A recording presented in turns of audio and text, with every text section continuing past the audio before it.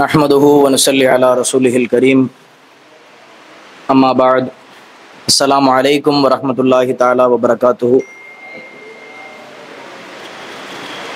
இஸ்லாமிய நாடுகளும் மற்றும் அதன் கலாச்சாரங்களும் என்கின்ற தலைப்பிலே தொடர்ந்து தினமும் நாம் ஒவ்வொரு இஸ்லாமிய நாடாக பார்த்து வருகிறோம். அந்த அடிப்படையில் இன்று நாம் காண இருக்கக்கூடிய நாடு என்பது ஒரு அரேபியன் கண்ட்ரி தான், மிடில் ஈஸ்ட் சார்ந்த ஒரு கண்ட்ரி. மிகவும் முக்கியமான ஒரு நல்ல சக்தி வாய்ந்த உலகத்தின்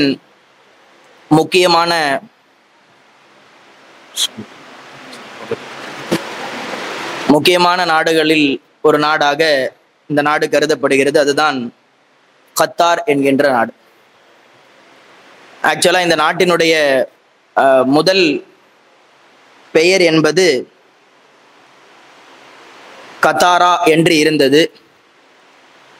பிறகு நாளடைவில் அது கத்திர் என்று அரேபியர்களால் மாற்றப்பட்டு காஃப் தோ ரே கத்திர் என்று இன்று வரை அது என்ன பண்ணப்படுது, அழைக்கப்படுகிறது. இந்த நாட்டினுடைய கேபிட்டல் அப்படிங்கிறது தோஹா என்கின்ற ஒரு சிட்டி. அதேபோல் கத்தாருக்குன்னு சொல்லி தனிச்சிறப்புகள் நிறைய இருக்கு. இது யாரு கூடயுமே தன்னை ஐக்கியப்படுத்தி கொள்ளாமல் தனியாக அவர்களிடத்திலே இருக்கக்கூடிய ரிசர்வ்ஸை வச்சு அவங்க கிட்ட இருக்கக்கூடிய ரிசோர்ஸ் அதை ஃபுல்லாக பயன்படுத்தி தன்னுடைய நாடை வெகு அழகாக பலப்படுத்தி வைத்திருக்கிறார்கள். இவர்களினுடைய மெயின் சோர்ஸ் ஆஃப் இன்கம் என்ன அப்படின்னு பார்த்தா பெட்ரோலியம் ரிசர்வ்ஸ் ஒரு பக்கம், இன்னொரு பக்கம் எல்என்ஜி என்று அழைக்கப்படக்கூடிய லிக்விஃபைடு நேச்சுரல் கேஸ். இதுதான் இவங்களுடைய மெயின் சோர்ஸ் ஆஃப் இன்கம். இவர்களுடைய வியாபாரமே அதுதான்.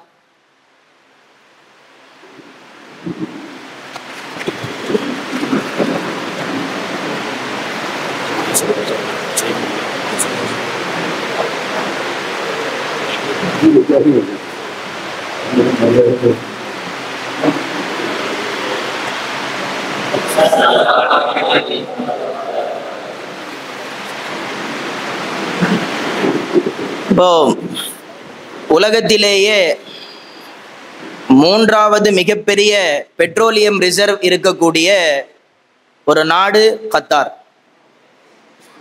அதே சமயத்தில் கத்தாரில் ஒரு ஆச்சரியமான செய்தி என்ன அப்படின்னா 87.7% பேர் எம்ப்ளாய்டாக அந்த நாட்டில் இருக்கிறாங்க, வேலையோடு இருக்கிறாங்க. அன்எம்ப்ளாய்மெண்ட் அப்படிங்கிறது கத்தாரை பொறுத்த மட்டில் 0.01% என்று சொல்லப்படுகிறது. அப்படின்னா வேலையின்மை அப்படிங்கிறது அங்கே இல்லை. ரொம்ப அழகா அதை கனக்கச்சிதமாக திட்டமிட்டு டேக்ஸ் ஃப்ரீ ஆக்கி, கத்தாரினுடைய டேக்ஸை பற்றி படிக்கும்போது அவர்களுடைய பெரும் பெரும் வியாபாரங்களுக்கெல்லாம் டேக்ஸ் ஃப்ரீ. ஆனால் மனித உடலுக்கு தீங்கு தரக்கூடிய சில உணவுகளுக்கு மட்டும் டேக்ஸ் வச்சிருக்கிறாங்க. உதாரணமாக ஃபாஸ்ட் ஃபுட்டு இதெல்லாம் இருக்கு இல்லையா, இந்த மாதிரியான அமைப்புகளுக்கெல்லாம் டேக்ஸ் உண்டு. ஆனால் பெரிய ஆயில் ரிசர்வ்ஸ் அல்லது பெட்ரோலியம் ரிசர்வ்ஸுக்கெல்லாம் டேக்ஸ் கிடையாது, டேக்ஸ் ஃப்ரீ பண்ணி விட்டுருக்கிறாங்க. அந்த மாதிரி வித்தியாசமான சில சட்டங்களை கொண்ட நாடாக இருக்கிறது. உலகத்திலேயே எக்கனாமிக்கல் லெவலில் பார்த்தோம் அப்படின்னு சொன்னால் 133 நாடுகளில் 49வது இடத்தை கத்தார் பெற்று இருக்கிறது. அதே சமயத்தில் மிகப்பெரிய ஒரு இவர்களுக்கு இருக்கக்கூடிய சிறப்புகளில் ஒரு சிறப்பு என்ன அப்படின்னு சொன்னால், மிடில் ஈஸ்ட் கண்ட்ரீஸ்லேயே ஃபிஃபா வேர்ல்டு கப் நடத்திய ஒரே நாடு என்கின்ற பெருமையை கத்தார் பெற்றிருக்கிறது. 2022 அவர்கள் அந்த football world cup, FIFA world கப்பை நடத்தி காட்டினார்கள். அதேபோல் ஆசிய நாடுகளிலேயே 3வது நாடாக ஜப்பான், சவுத் கொரியாவிற்கு பிறகு இவர்கள்தான் அந்த ஃபிஃபா வேர்ல்டு கப்பினை நடத்தியவர்கள் என்கின்ற பெருமை இவர்களுக்கு உண்டு. இவர்களுடைய நாட்டிலே இருக்கக்கூடிய சில பார்க்க வேண்டிய சில முக்கியமான இடங்கள் என்று சொன்னால், அல் ஜுபாரா என்கின்ற ஒரு ஃபோர்ட், ஒரு கோட்டை இருக்கிறது. அது இவர்களுடைய பண்டைய கால கலாச்சாரங்களை, இவர்கள் எப்படியெல்லாம் வாழ்ந்தார்கள் என்கின்ற ஆர்ட்டை ஃபுல்லாக கலைகளை வெளிப்படுத்தக்கூடிய ஒரு ஃபோர்ட்டாக அது என்ன பண்ணுது இருக்குது.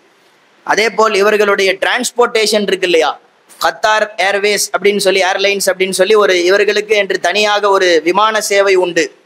இவர்களுடைய நாட்டிலே இருக்கக்கூடிய டிரான்ஸ்போர்ட்டேஷன் என்பது ஹை குவாலிஃபைடு, உலகத்தார்கள் அனைவர்களாலும் ரசிக்கப்படக்கூடிய ஒரு டிரான்ஸ்போர்ட்டேஷனா இவங்களுடைய நாட்டினுடைய போக்குவரத்து இருக்கிறது.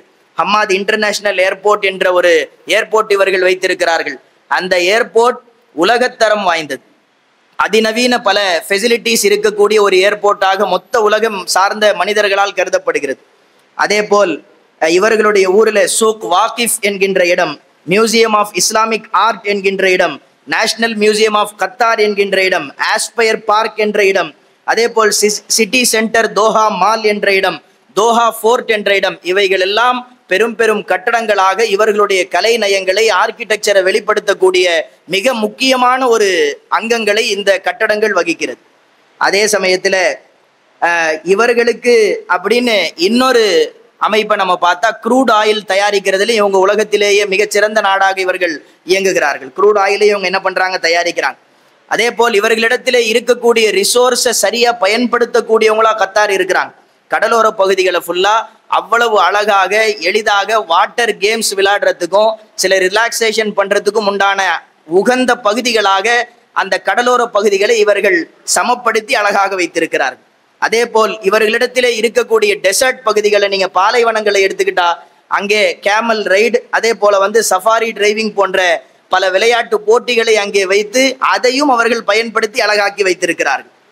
இதெல்லாம் ஒரு நாடாக இவற்றை செய்வது என்பது சாதாரணப்பட்ட காரியம் அல்ல. சின்ன இடத்தை என்ன பண்ணிடலாம், அழகுபடுத்தி வச்சிடலாம். ஆனா ஒரு நாடாக இதனை முன் எடுத்து செய்வது என்பது ரொம்ப பெரிய விஷயம். அதே போல் உலகத்திலேயே per capita, GDP per capita என்று சொல்வார்கள், அந்த அடிப்படையில் பார்க்கும்போது உலகத்திலேயே 3rd கண்ட்ரியா கத்தார் இருக்கிறது.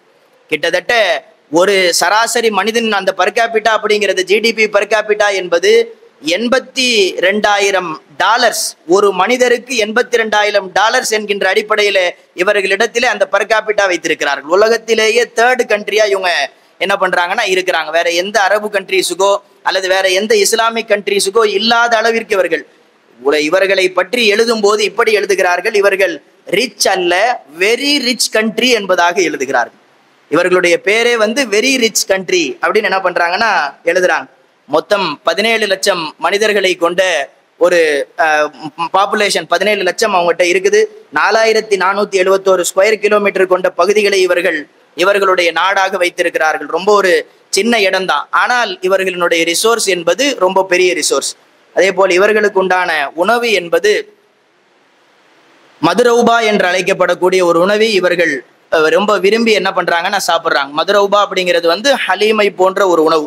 அரிசி மற்றும் கோழிக்கறியினை அதிக நேரம் அதனை சமைத்து குழைய விட்டு அது ரெண்டையுமே மிக்ஸ் ஆக்கி அது கூட ஸ்பைசஸ் போட்டு சாப்பிடக்கூடிய ஒரு உணவாக இருக்கிறது. அதே போல் இவர்களுக்கு தனி ட்ரிங்க் இல்லை, காஃபி இவர்கள் அதிகமாக குடிக்கக்கூடியவர்களாக இருக்கிறார்கள். அதே போல் கரக் சாய் என்று அழைக்கப்படக்கூடிய டீ, மசாலா டீயை குடிக்கக்கூடியவர்களாக இருக்கிறார்கள். அதே போல் இவர்களுடைய ஆடை என்பது இஸ்லாமிய கலாச்சாரத்தின் அடிப்படையிலே தோப் என்ற அந்த ஆடையையும், அதே போல் கௌத்ரா என்று அழைக்கப்படக்கூடிய தலையில் அந்த டர்பன் மாதிரி ஒன்று போடக்கூடிய ஒன்றை இவர்களுடைய ஆடை கலாச்சாரமாக வைத்திருக்கிறார்கள்.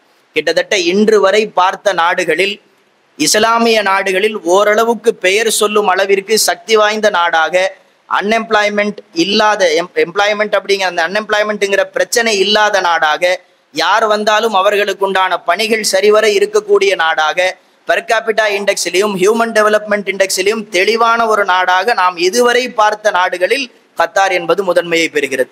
அதனால் அல்லாஹு ஜல்ல சுப்ஹானஹு தஆலா நம் அனைவர்களுக்கும் இதே போல் பல இஸ்லாமிய நாடுகளை பற்றி தெரிந்து கொண்டு அவர்களுடைய கலாச்சாரங்களை நாம் அறிந்து கொண்டு வாழக்கூடிய நல்ல நசீபினை அல்லாஹ் தந்தருள் புரிவானாக. வாஹிரு தாவானான் அல்ஹம்துலில்லாஹி ரப்பில் ஆலமீன். அஸ்ஸலாமு அலைக்கும் வரஹ்மத்துல்லாஹி தஆலா வபரகாத்துஹு.